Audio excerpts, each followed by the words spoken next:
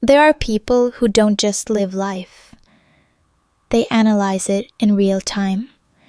Half of them is in the moment. The other half is watching, judging, predicting, and slowly getting exhausted. There are people who don't just live life. They analyze it in real time. Half of them is in the moment. The other half is watching, judging, predicting, and slowly getting exhausted. If that feels familiar, there's something you need to understand right away. You're not thinking too much. You were trained to think like this. Some people are born more sensitive, but for many, this started as a survival skill. Your brain learned, at some point, that paying attention to every detail, every tone, every pause, every shift in energy was the safest way to move through the world. And the problem is, your brain never learned when to stop. So now, even in normal situations, it keeps scanning, it keeps analyzing, it keeps preparing for things that haven't even happened. And over time, that creates something dangerous, not because awareness is bad, but because you start carrying everything you see. In this video, we're going to break this down clearly. You'll understand why your mind works this way, how it slowly drains your energy, and most importantly, how to stop being trapped inside it without losing the depth that makes you who you are, because the goal is not to become less aware. It's to finally feel a little more free inside your own mind. 1. The hidden survival pattern. Most people think this kind of awareness is just personality, like you're just observant or a deep thinker. But that's not the full story. For a lot of people, this didn't start as a gift. It started as a way to stay safe. Imagine a child growing up in a house where moods change without warning. One moment, everything is calm. The next moment, tension fills the room. That child learns something very quickly, not through words, but through survival. They start watching everything, the way footsteps sound, the way a door closes, the way someone breathes before they speak, because missing a signal could mean getting hurt. And the scary part is, this pattern doesn't disappear. When the danger is gone, your brain builds a system around it. It wires itself to scan constantly, to predict, to stay one step ahead of emotional chaos. And years later, when life is actually quiet, your mind is still on guard. Overthinking is not random. It's your nervous system trying to prevent a past pain from happening again, even when that pain is no longer here. So now you walk into a normal room and your brain treats it like a situation that needs to be decoded, not because something is wrong, but because your system was trained to believe that something could be, and that's where everything begins. 2. You live in two worlds at once. Here's what this looks like in real life. You're sitting in a meeting. Someone is talking. People are nodding on the outside. You look completely normal. You're listening, maybe even smiling. But inside, your brain is running a completely different process. You notice the slight pause before someone answers. You notice the way your boss phrases a sentence. You notice a tiny shift in tone that no one else reacts to. And suddenly, your mind starts connecting dots that may not even exist. Was that directed at me? Did I do something wrong? Why did that feel off? And this is where it becomes exhausting, because it never turns off. Half of you is present, but the other half is observing, analyzing, comparing. It's like living life while also watching yourself live it. So even on days where nothing really happens, your brain still feels tired because it's been running a hidden marathon the entire time. The problem isn't that you think too much, it's that your brain doesn't trust neutral. It keeps trying to turn every moment into something meaningful. just in case it isn't. And over time, this creates a quiet kind of fatigue, not physical, but mental, the kind that makes you feel drained.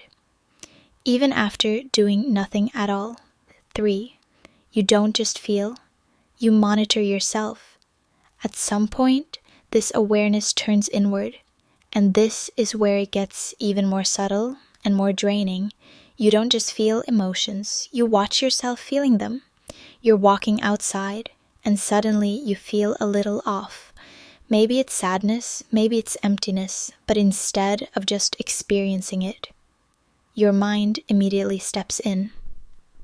Why do I feel like this? Does this even make sense? I shouldn't feel this way. My life is fine. And just like that, one emotion becomes a chain reaction. Feel, analyze, judge, and the more aware you become, the less natural you start to feel. Even in good moments, it doesn't stop. You're laughing with friends, and right after the laugh, there's a second voice. Was that too loud? Did that sound fake? Did I act weird just now? It's like you're always being watched, except the person watching is you. So instead of fully being in the moment, you're constantly adjusting yourself inside it. This is the hidden cost of self-awareness. When it becomes too sharp, it stops being clarity and starts becoming control. You don't just live your life, you manage it. And slowly, without realizing it, you lose something very important. The ability to just be for. You see through people, and it costs you peace. After a while, your awareness doesn't just stay inside you. It starts pointing outward. You begin to notice things most people ignore. Not just what people say, but what they mean. Someone compliments you, and instead of just feeling good, your brain pauses. What do they want? Is this genuine, or is there a reason behind it? Someone apologizes, and part of you listens to the words, while another part is scanning for intention. Do they actually mean it? Or are they just trying to end the situation? And slowly, something very quiet starts to disappear. You stop trusting the surface of things. Not because you're negative, but because you've seen too much. You've learned that people don't always say what they feel, that kindness can come with conditions, that confidence can hide insecurity. And once you see that, it's hard to unsee it. Awareness doesn't just reveal truth, it removes illusion. And sometimes, illusion is what made connection feel easy. So now, every interaction has layers. Every word feels like it has a second meaning. And even when you're surrounded by people, you can feel strangely alone, not because no one is there, but because no one else seems to see what you see. 5. You absorb what isn't yours. At this point, awareness turns into something heavier. It becomes emotional. You don't just notice how people feel. You start to feel it with them. You walk into a room and something feels tense. No one says anything, but your body already reacts. Your chest tightens. Your mood shifts. It's like your system picks up signals and turns them into your own experience. A friend tells you about their problems. You listen. You understand. But hours later, you're still carrying what they said. Days later, you're still thinking about it. And this is where people start depending on you, without realizing the cost. Because you're easy to talk to. You understand without needing explanation. So people come to you again and again, and slowly, you become the person who holds everything. Empathy at this level stops being connection. It becomes absorption. You're not just supporting others. You're processing emotions that were never yours to begin with, and the hardest part, most people don't notice. They feel better after talking to you, but no one asks what you're carrying after they leave. So at the end of the day, you're left with emotions that don't belong to you and nowhere to put them. 6, your body thinks you're in danger. At some point, this awareness doesn't just stay in your mind or emotions, it moves into your body. And this is where things start to feel confusing. Your heart beats a little faster.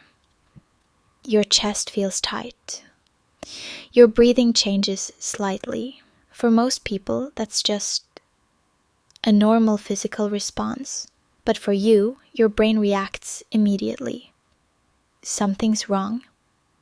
Why does this feel like this? Am I about to panic? And just like that, your body follows. Your heart beats even faster. Your muscles tense, your mind starts racing, and before you even realize it, you're stuck in a loop you didn't choose. A small sensation appears. Your brain labels it as danger. Your body reacts, and that reaction creates even more sensation. It becomes a cycle. And the worst part is nothing actually needs to be happening for it to start. Your body is not overreacting. It's remembering. It learned that certain signals meant something bad was about to happen. So now, even harmless sensations can trigger a full response. And over time, your body starts to feel like a place you can't fully trust. You're always a little on edge, a little restless, a little unsure. Even when everything is fine, not because you're broken, but because your system learned to stay ready just in case. 7, you try to control pain before it happens. After everything your mind and body have learned, there's one final pattern that quietly takes over. Control, not control over people, not in an obvious way, but control over what might happen. Your brain starts running scenarios. What if they suddenly change? What if this goes wrong? What if everything I'm building disappears? And you don't just think it once. You replay it, you refine it, you prepare for it, and it feels like you're being responsible. But it's actually something else. It's your mind trying to experience the pain early so it won't hurt as much later. But there's a hidden cost. You end up living in 10 different futures at the same time, while the present moment barely gets your attention. Overthinking is pre-trauma simulation. It's your brain rehearsing pain, hoping it can control the outcome. So instead of living your life, you start managing it like a risk. You analyze every possibility, every reaction, every outcome. And the result, you get stuck. Not because you don't know what to do, but because you've seen too many versions of what could go wrong. This is what people call analysis paralysis. But underneath it, it's not confusion. It's fear, disguised as preparation, and slowly, without realizing it, you trade presence for protection. So when you look at all of this together, something very important starts to become clear. You were never too much. You were never overthinking for no reason. You were adapting. Your mind learned to scan because it had to. Your body learned to react because it had to. Your awareness grew because at some point it kept you safe. But now that same system is still running, even when the danger is gone, and that's why it feels so heavy.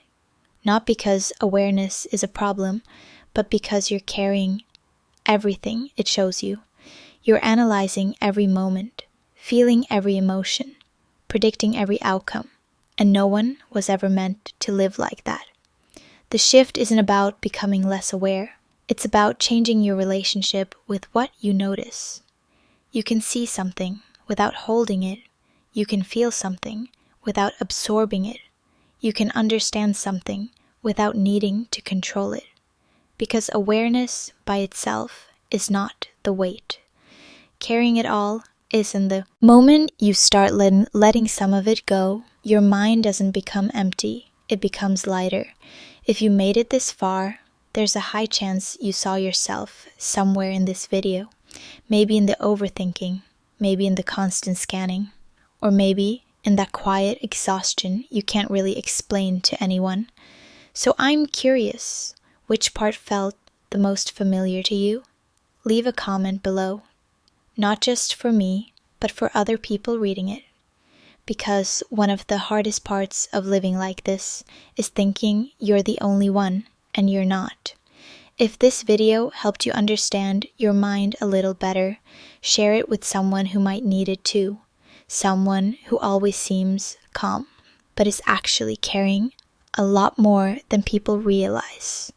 And if you want more videos like this, about overthinking, emotional patterns, and how your mind actually works, make sure you subscribe. Because the next video, we're going to talk about something even deeper. Why some people feel safe in chaos and uncomfortable in peace.